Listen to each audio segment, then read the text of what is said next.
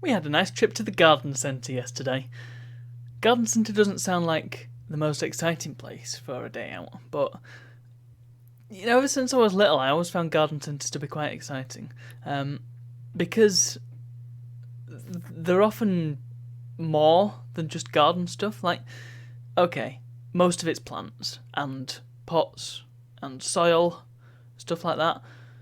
But just to use the one we went to yesterday as an example, you go in and straight away you've got a load of indoor potted plants, things like cheese plants and yuccas and stuff like that. In fact, some of them there were a few of.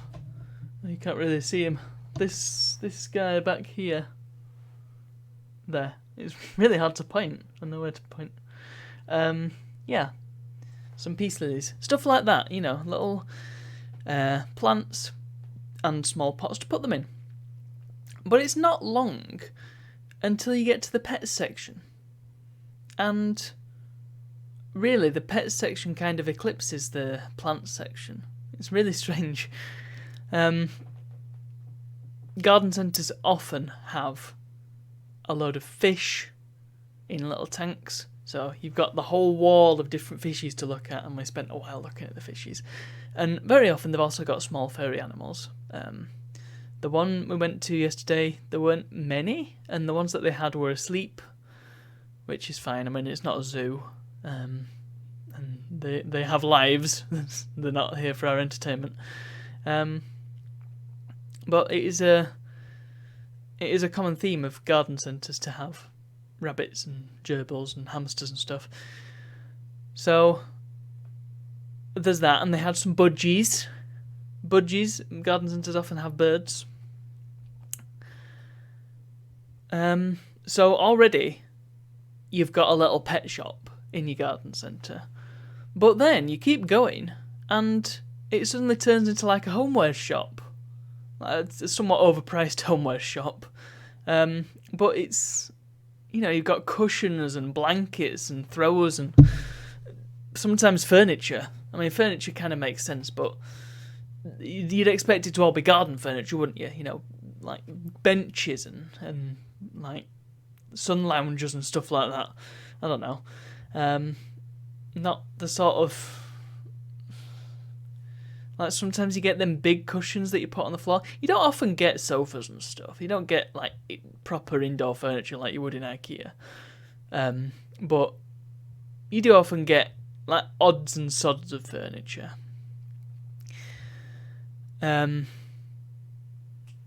Anyway, you keep going, and there's some very crappy books. Like, gifty sort of books. The sort of books that... and they always call them coffee table books. I feel like the term coffee table book has changed a bit. It's more of a boutique thing now. A coffee table book is something that you want. So these are more like a book that you see and it's like 101 funny things about golf or whatever.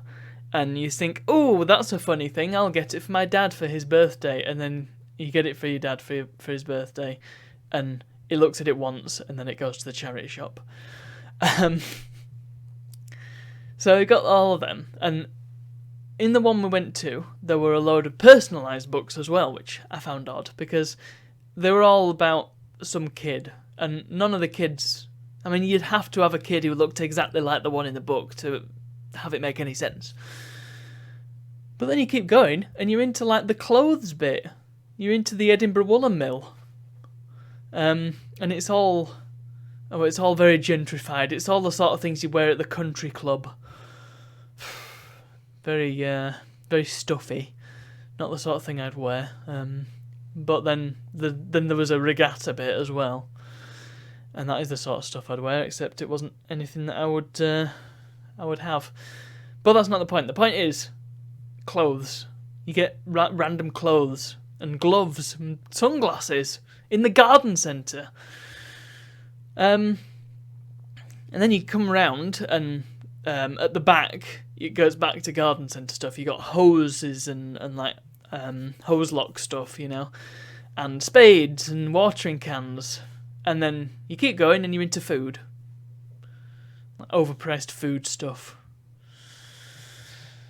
And invariably, garden centres, there is always a cafe, and it's always the sort where you get your tray and you just go and take things a la carte.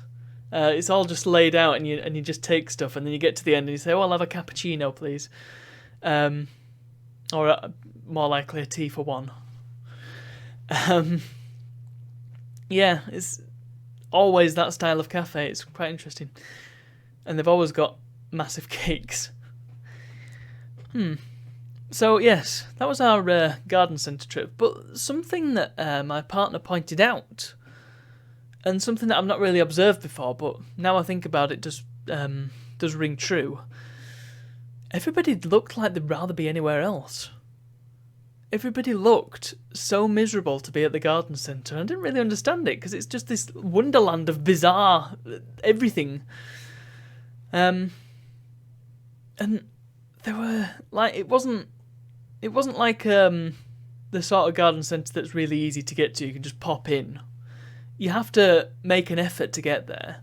Even if you live close by, you have to drive some distance, because it's a little bit out of the town that it's in. It's not really within walking distance of any homes or anything. And so these people had clearly made an effort to come, and they looked like they did not want to be there at all. It was really strange. They just looked so grumpy. So yeah, I didn't get it. I mean, perhaps they'd gone in thinking, "Oh, I'll get this," and they didn't have this. So their trip had been ruined, but they felt like they needed to stay because they'd made the effort to go there. Who knows? Or maybe they'd seen that everything's a little bit on the expensive side, and that had made them a bit miserable. I don't really understand. You'd think if you were that miserable, you'd just go to like a Wilko's or something, or a B&M's to get cheap stuff, because they've got you've got reasonable garden sections. It's not a whole garden centre's worth of stuff, but you get the basics. So it was a puzzle to me. Anyway, there is just one addition that I would like to make. Something that I haven't seen in garden centres for probably at least 15 years. I have a very distinct memory of a garden centre near my grandparents. Must have been near my grandparents, because I was with my grandparents at the time. And they had a load of software, and I've come across software here and there at garden centres. It's always like living books and garden design tools and like cheap CAD stuff. Inexplicably, I found a copy of the 3D Game Maker in a garden centre, and that's how I originally came across it. Maybe that's... I feel like there's a video in that. But yeah, I haven't seen software in garden centres for a very long time, so maybe that should make a comeback. Anyway, yes, that was our garden centre trip. I suppose I should finish by saying that garden centre food is always really good. If you ever get a chance to go to a cafe in a garden centre, then, again, bit on the pricey side, but my God, the chips, they were just the best kind of chip. They were the sort where they're a little bit crispy on the outside, but then you bite into it and it's the best fluffy potato. Oh. They were probably stealth chips. Again, possibly another vlog. And my partner had an incredible scone. It was just this monster of a scone. I didn't understand. I don't get it. Why the food is so amazing. I suppose if you go in there and you're spending money, you want it to be decent, don't you? Anyway, that's garden centres in the UK in a nutshell. There isn't a whole outside bit, but you kind of know what's there. Gosh, we're getting a bit close to the limit, so I'll wrap up now. So thank you for watching, and I'll see you all tomorrow.